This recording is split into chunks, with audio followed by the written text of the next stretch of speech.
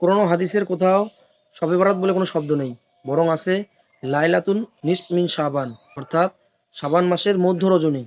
ওই দিন আল্লাহ সুবহানাহু ওয়া তাআলা ওনার রহমতের দৃষ্টিকে প্রসারিত করেন। দুই ধরনের লোক ব্যতীত সমস্ত লোককে মাফ করে দেন। নাম্বার এক, মুশরিক, যে ব্যক্তি শিরিক করে। আর নাম্বার দুই, যে ব্যক্তির অন্তরে অন্যের ব্যাপারে হিংসা বিদ্বেষ পুষে রাখে। আয়েশা রাদিয়াল্লাহু আনহা বলেন, শাবান মাস আসলে রাসূল সাল্লাল্লাহু আলাইহি ওয়াসাল্লাম এত বেশি রোজা রাখতেন যেন তিনি ছাড়বেনই না। সুনান আন-নাসাই এ এটি হাদিস বর্ণিত আছে। উসামা বিন যায়েদ রাদিয়াল্লাহু আনহু বলেন, আমি রাসূলুল্লাহ সাল্লাল্লাহু আলাইহি ওয়াসাল্লামকে এত বেশি রোজা রাখতে দেখিনি যত বেশি তিনি শাবান মাসে রোজা রেখেছেন।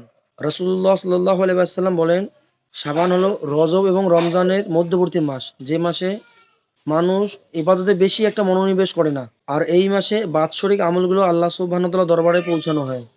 আর আমি চাই রোজা থাকা অবস্থায় আমার আমলগুলো আল্লাহ সুবহানাহু ওয়া তাআলার দরবারে পৌঁছানো হোক। আর আপনি যদি সুস্থ হন, আপনার উচিত